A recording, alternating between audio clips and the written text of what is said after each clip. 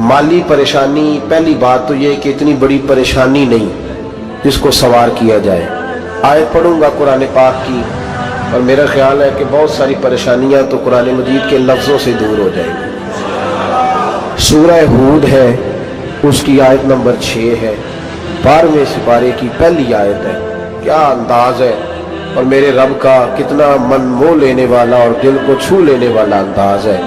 रब करीम ने फरमाया वमा मिन दाब्बतिन फिल अर्द, फरमाया नहीं ज़मीन पर कोई भी ऐसा चलने वाला, ज़मीन पर कोई ऐसा नहीं जो चलता हो, इल्ला अलल्लाहि रिज़्कुहा, जिसका रिज़्क अल्लाह ने अपने ज़िम्मे न लिया हो। ज़मीन पे कोई चलने वाला ऐसा नहीं जिसके रिज़्क की जिम्मेदारी रब करीम की ना हो। तो जिम्मेदारी रिज़्क किसकी है? बोल के बताएं, बोल के किसकी जिम्मेदारी है जी? अल्लाह। देखें, गौर फरमाएं, यहाँ मुफस्सिरीन ने एक बात लिखी है इस आयत के तहत कि फरमाया जो ज़मीन पे चलने वाला है उसका रिज़्क अल्लाह के ज़िम्मे। फरमाते हैं कि ये अल्लाह ने हमारी अकल के मुताबिक हमसे बात की है, वरना आसमानों में जितनी मखलूक है रिज़्क उसका भी अल्लाह के ज़िम्मे ही है। यहाँ जो फिल अर्द के लफ्ज़ है ज़मीन पे, वो हमें समझाने के लिए कि तुमने तो सिर्फ ये दुनिया देखी है ना, तो जिसको तुमने देखा है वो सब खाते अल्लाह का दिया हुआ ही है। तो जो हमने देखा था रब करीम ने उसके मुताबिक हमें समझा दिया। फरमाया कुछ तो तुमने देखे नहीं, चलो उनकी तुमसे बात नहीं करते, पर जो तुमने देखे हैं उन सब का रिज़्क किसके ज़िम्मे है? अल्लाह के। मेरे रसूल करीम सैयद आलम सल्लल्लाहु ताला अलैहि वसल्लम कुरान मजीद की जब तर्जुमानी करते, वजाहत करते, तो महबूब पाक सल्लल्लाहु अलैहि वसल्लम भी कोई इश्काल रहने नहीं देते थे, कोई इश्काल नहीं रहने देते थे। मेरे महबूब करीम अलैहिस्सलातु सलाम ने फरमाया अल्लाह पे भरोसा रख के सवेरे निकल जाना रिज़्क की तलाश में। किस पे भरोसा रखना है? निकलना तुम्हारे जिम्मे है। ये ना कहना कि घर बैठूंगा तो यही आएगा, निकलना तुम्हारी जिम्मेदारी है। जितनी जिम्मेदारी है वो पूरी करना। अल्लाह पे भरोसा करके निकल जाना तुम्हारी जिम्मेदारी है। रब का जिम्मा है तुम्हें रिज़्क देना, वो जरूर तुम्हें रिज़्क पहुंचाएगा। या रसूल अल्लाह सल्लल्लाहु अलैहि वसल्लम किस तरह पहुंचेगा? तो जरा हुजूर के लफ्जों का हुस्न भी देखिए। नबी पाक सल्लल्लाहु अलैहि वसल्लम ने फरमाया जिस तरह मौत तुम्हें ढूंढ लेती है ना कि तुम कहाँ मौजूद हो, जब वक्त आता है तो इंसान पाकिस्तान में हो तब भी आ जाता है, जद्दा में हो तब भी आ जाता है, मक्का में हो या मदीना तय्यबा में वक्त फिर भी आ जाता है। फरमाया जिस तरह मौत तुम जहां भी हो तुम तक पहुंच जाती है ना, इस तरह तुम्हारा रिज़्क भी तुम जहां मौजूद होते हो अल्लाह वहां पहुंचा देता है, पहुंचा देता है। तो या रसूल अल्लाह सल्लल्लाहु अलैहि वसल्लम किस अंदाज में? तो फरमाया निकल जाना तुम्हारी जिम्मेदारी है। फरमाया सवेरे परिंदे भी निकल जाते हैं और शाम को जब लौटते हैं तो अल्लाह उन्हें पेट भर के रोजी अता फरमाता है। हालांकि उनको नहीं पता होता हमारा कारखाना कहाँ है, हमने कहाँ जाके मजदूरी करनी है। उनको नहीं पता होता कि हमारा दफ्तर कहाँ है, हमने किस ऑफिस में बैठना है। उनको नहीं पता होता कि हमने कहाँ जाके माल खरीदना है और कहाँ से हमने फिर उसको दोबारा बेचना है। उन्हें खबर नहीं होती, अल्लाह पे भरोसा करके निकल जाते हैं। निकलना तो तेरे जिम्मे है कि नहीं? फरमाया वो तू ड्यूटी कर, शाम को अल्लाह जो रब परिंदों को रोजी देता है वो तुझे भी अता फरमाएगा। मैं कहता हूँ सोच कितनी कमजोर है उस आदमी की जो कहता है कैसे मिलेगा। कितनी कमजोर सोच है। जो रब बैल को रोजी देता है, बकरी को रोजी देता है, इस जमीन इस धरती पे अगर बसने वाला ऊंट भूखा नहीं सोता, चले ये तो पालतू जानवर होते हैं, इस धरती पर बसने वाली अगर बिल्ली और कुत्ता रोटी खा के सोते हैं तो तू तो अशरफुल मखलूकात है। तूने अपने ज़हन में क्या टेंशन पाल लिया है कि नहीं आएगा तो मर जाऊंगा, क्या बनेगा, किस तरह होगा? तू क्यों इतना परेशान हो गया? भाई माली परेशानी सबसे ज्यादा उस बंदे ने ओढ़ ली है जिसकी तवक्कुल की बात कमजोर हो गई है। तू सीधी तवज्जो अपने रब करीम की जानिब रख, सीधी तवज्जो अल्लाह की जानिब कर। रब फरमाते हैं जिम्मा तेरा नहीं, जिम्मा मेरा। लेकिन ना तनख्वाह एक आती है घर में, जब एक बच्चा होता है तो तब भी काम चलता है, जब अल्लाह 2 बच्चे दे दे फिर भी उस तनख्वाह से काम चलता है, जब 3 हो जाए फिर भी चलता है, जब 4 हो जाए।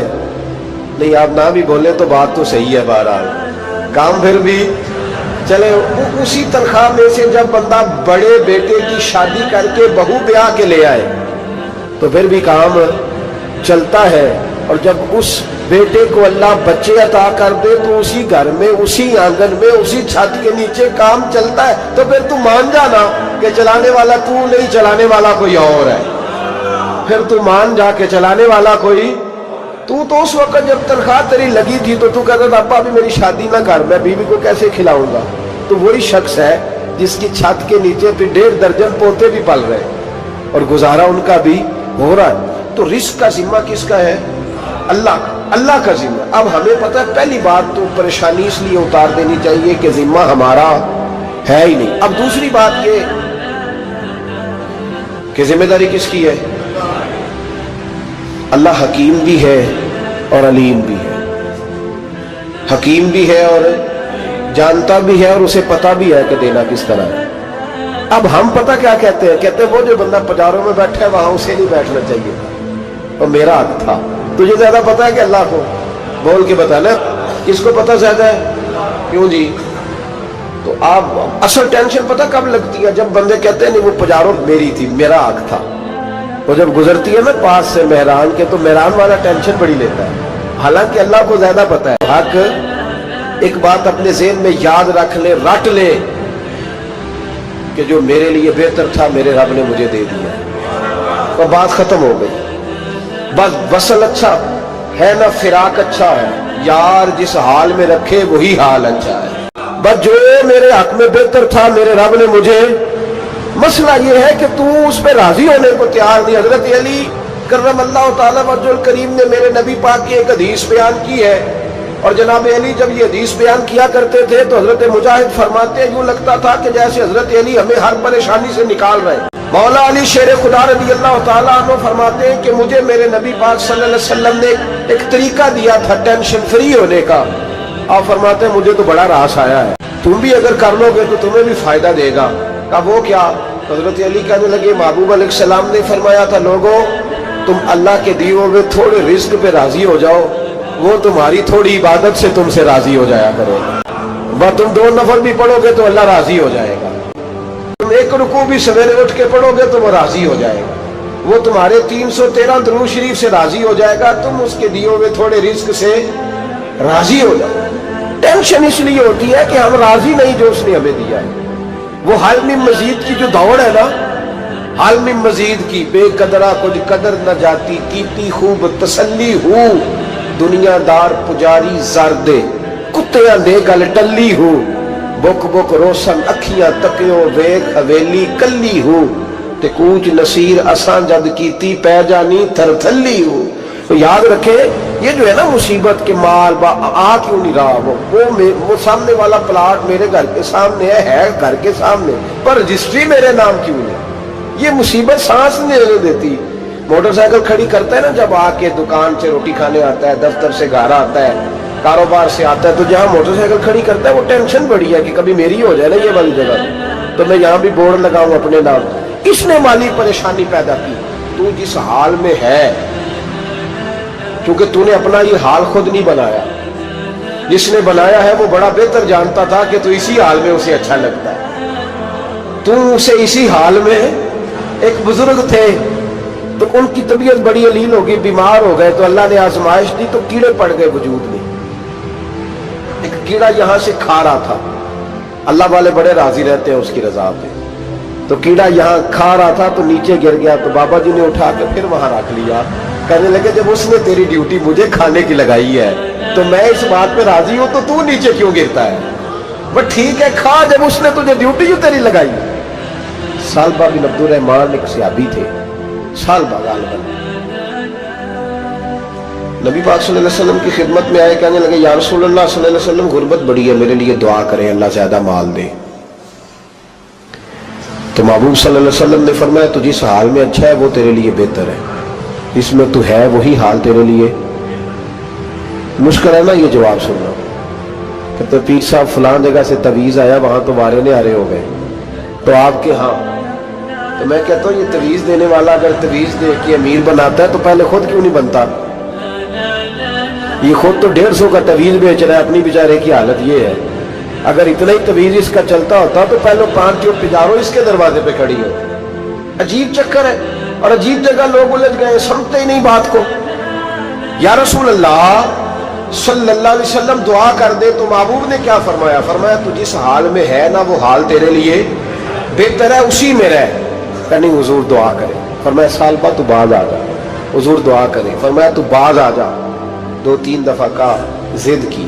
محبوب نے فرمایا جا پھر اللہ تجھے زیادہ پیسے دے گا. چند بکریاں خریدی, اتنی برکت ہوئی کہ بکریوں کے ریوڑ بن گئے. پھر کچھ بکریاں بیچ کے گائے خرید لی, ان کے بھی ریوڑ ہو. پھر کچھ اونٹنیاں لے لی, ریوڑ ہی ریوڑ.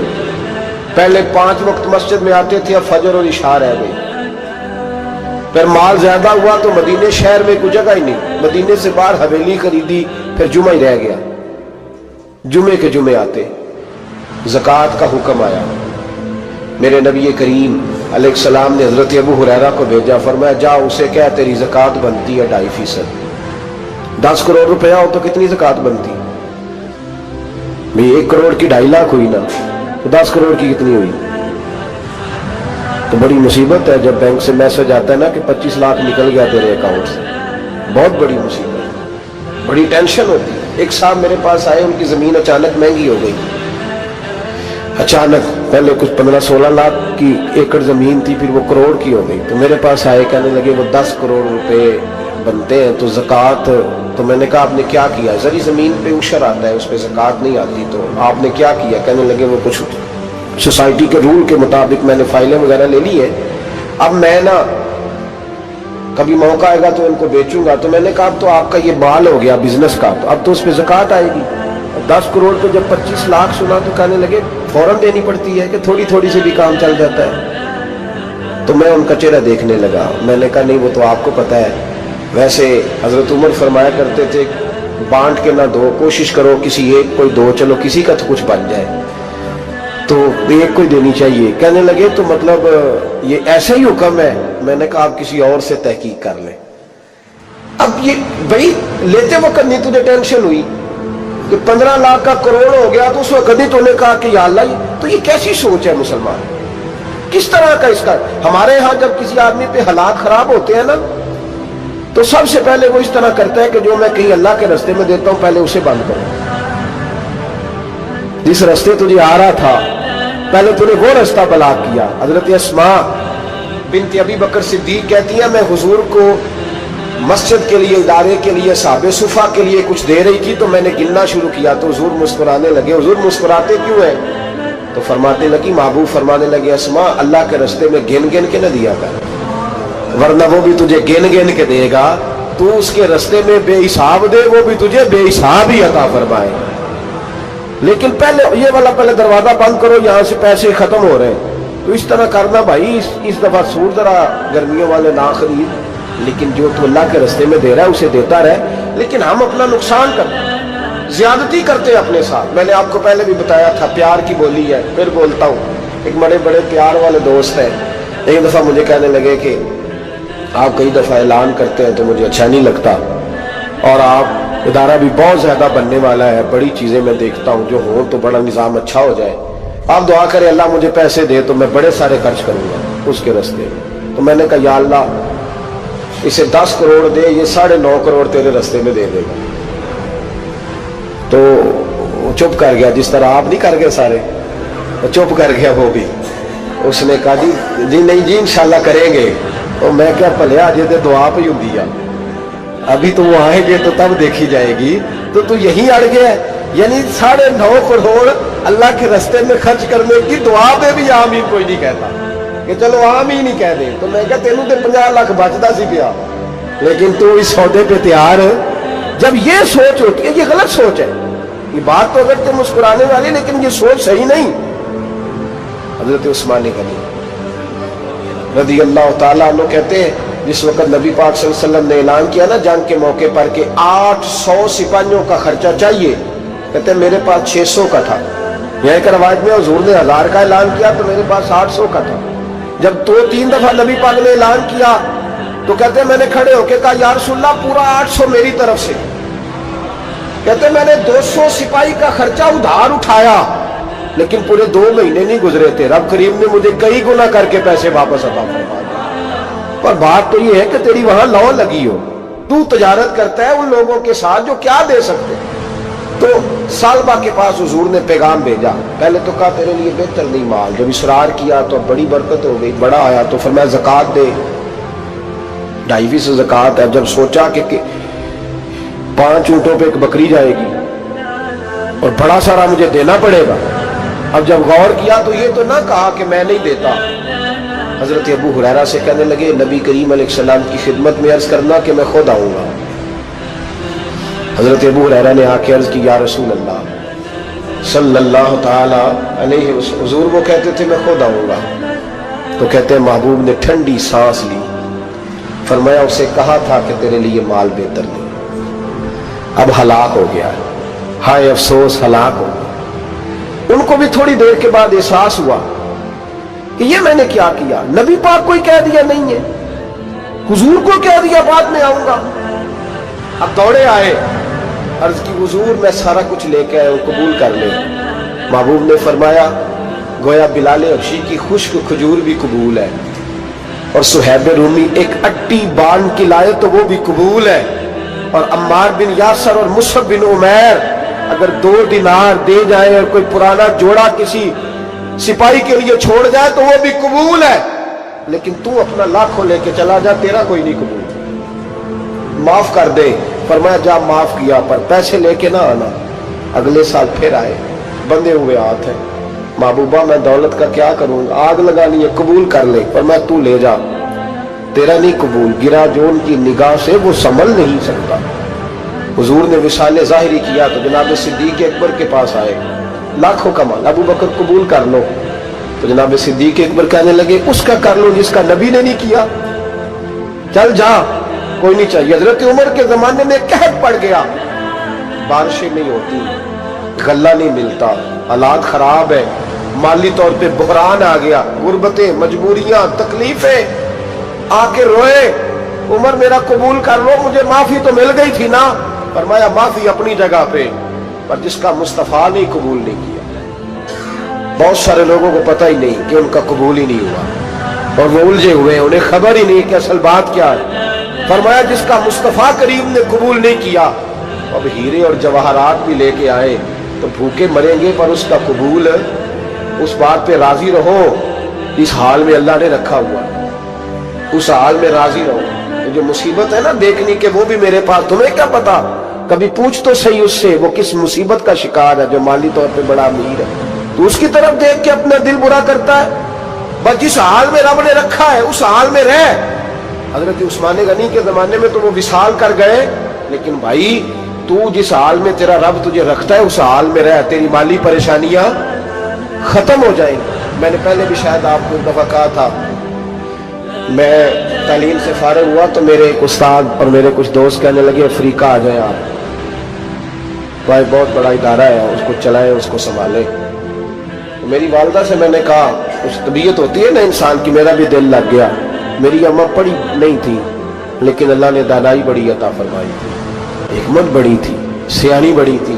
तो मैंने कहा अम्मा जी वो मुझे साउथ अफ्रीका की दावत हो रही है, तो आप क्या कहती हैं? तो उठ के मेरे पास आ गई और मुझे उन्होंने अपने बाजुओं में ले लिया, फिर मेरा माथा चूमा, कहने लगी पुत्र मैं तो वाल भी ना पोट के देवा किसी ने, हमने दौलत का क्या करना, तो अल्लाह का नाम लेके कहीं बैठ जा, रब करीम रौन के लगा देगा, खैर हो जाए। तो मेरे भाई याद रखें इन चीजों से थोड़ा सा देखें ना, कनात करें, जो अल्लाह ने दिया उस पर राजी हो जाए। अल्लाह बड़ा मेहरबान है, वो आसानियां कर दिया करता है। तो याद रखें मेरे रसूल करीम अलैहिस्सलाम ने एक तो हमें दर्स ये दिया है कि तू समझ जा, कुरान ने हमें बताया है कि रोजी तेरी जिम्मेदारी नहीं, रोजी किसकी जिम्मेदारी है? अल्लाह की। और दूसरी बात ये कि जो अल्लाह ने तुम्हें दिया है उस पर तू राजी हो जा, तेरी माली परेशानियां खत्म हो जाए। और फिर हुजूर सल्लल्लाहु अलैहि वसल्लम ने फरमाया मजहबी तौर पर जब देखो तो आगे देखो, और दुनियावी तौर पर जब देखो तो पीछे देखो, परेशानी खत्म होगी। मजहबी तौर पर जब देखो, जो 5 नमाजें पढ़ता है वो तहज्जुद पढ़ने वाले को देखे, और जो तहज्जुद पढ़ता है वो इशराक चाश्त पढ़ने वाले को देखे, और जो बंदा इशराक और चाश्त पढ़ता है फिर उसको देखे जो सारा दिन मुस्तफा पे दरूद पढ़ता है, ऊपर देखे कि मैंने और नेक होना है, और नेक। और जब माली मामला है तो फिर नीचे देख। अगर तू बैठा ना पजारों पे तो फिर टूडी वाले पे नजर कर, उसका क्या हाल है। और अगर तू वहां बैठा है तो देख, मेहरान वाला भी तो गाड़ी चला ही रहा है ना। और अगर तू वहां है तो मोटरसाइकिल वाला देख, और तू वहां है तो फिर साइकिल वाले पे नजर। और अगर तू साइकिल वाला है तो पैदल वाले को देख। अगर तू किराए के मकान में रहता है तो फिर झोंपड़ी वाले को देख। और अगर तू झोंपड़ी में रहता है तो फिर भी परेशान ना होना, कुछ ऐसे भी हैं जिन्हें झोंपड़ी भी नसीब नहीं, जो सड़क पर लेटे हुए। और अगर तू तंदुरुस्त है ना तो कभी जाके अस्पताल में देख हाल क्या है, लोग किस हाल में। तो हम शुक्र नहीं अदा करते, उसका नुकसान क्या होता है, नेमतें चली जाती हैं। अल्लाह फरमाते हैं लाइन शकर तुम लाज़ीदन्नकुम, तो शुक्र अदा कर, मैं नेमतों में इजाफा कर दूंगा। तो भाई माली परेशानी का तीसरा सबब यह है कि हम देखते हैं माली तौर पर ऊपर, तो फिर हमें तबीयत बिगड़ती है। और फिर माली परेशानियों के कुछ और असबाब भी हैं। इमाम शाफी फरमाते हैं जिन घरों में लोग फजर की नमाज के वक्त सोए होते हैं उन घरों में रिस्क नहीं आता। आप फरमाते हैं फजर का वक्त अल्लाह के देने का वक्त है, उस वक्त अल्लाह बांटता है। हुजूर सल्लल्लाहु अलैहि वसल्लम का फरमान है ना हदीस में कि तहज्जुद के वक्त अल्लाह पहले आसमान पे नुज़ूल जलाल फरमाता है जो उसकी शान के लायक है तहज्जुद के वक्त, और वो कहता है मांगो मैं तुम्हें अता करूंगा। लेने की बारी आए तो बंदा समेट समाट के अंदर घुस जाए। हमारे यहाँ ये होता है कि इशा के बाद बच्चे बैठते हैं मोबाइल लेके, तहज्जुद का वक्त आता है तो उनकी आंखें बंद होनी शुरू होती। तो लेने के वक्त तो तू सोया था, तेरा मसला कैसे हल होगा भाई। जब कोई आदमी खैरात बांट रहा हो तो जो प्याला पीछे कर ले उसे मिलेगा। कहते उस वक्त आना जब मैं बांट रहा था, अब तू किधर आ गया है। मिसाल दे रहा हूं, तो फजर का वक्त मांगने का है, तो सारी रात तो गुजर गई गेमें खेलते, टीवी देखते, और जो लेने का वक्त था तू सो गया, तो कैसे आएगा तेरे पास। सो गया तो कैसे आएगा तेरे पास। तो उठे सवेरे, बंदों से मांग के देख लिया, बड़ी इज्जतें खराब हुई। फजर का वक्त उठ के झोली फैलाए। मेरे रसूल पाक अलैहि सलाम फरमाते हैं, रब फरमाते हैं जब बंदे मेरे आगे झोली फैलाते हैं मुझे शर्म आती है।